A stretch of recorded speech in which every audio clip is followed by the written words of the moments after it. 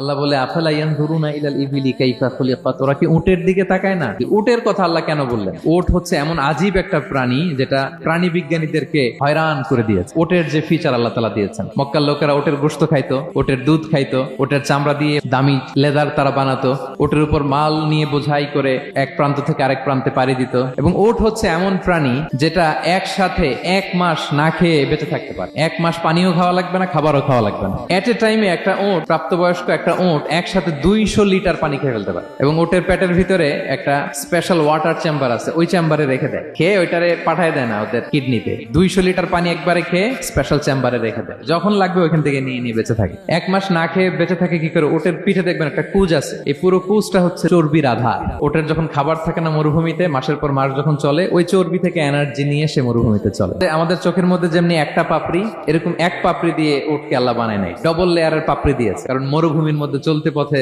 লু হাওয়া থাকবে, মরুভূমির সাইমুম, বালুর ঝড়, এই ঝড় মোকাবেলার জন্য, লু হাওয়া মোকাবেলার জন্য ডবল লেয়ারের চোখের পর্দা। একটা পর্দা ফেলে রাখে, আর একটা খুলে সে হাঁটতে থাকে, তার কিছুই হয় না। সুবহানাল্লাহ। এবং মরুভূমির মধ্যে যে ক্যাকটাস আছে, গুলমলতা, বড় বড় কাঁটা জাতীয় গাছ, যেই কাঁটা পৃথিবীর কোনো প্রাণী খেতে পারবে না, কিন্তু একটা উট অনায়াসে খেয়ে ফেলতে পারে। উটের জিহ্বাকে এবং পাকস্থলীকে আল্লাহ এমন স্পেশালি মেড করেছেন, যত কাঁটা দিবেন খেয়ে সাবার ওর কিছুই হয় না। আরে উটকে নিয়ে গবেষণা করলেই তো উটের মালিককে খুঁজে পায় তারা।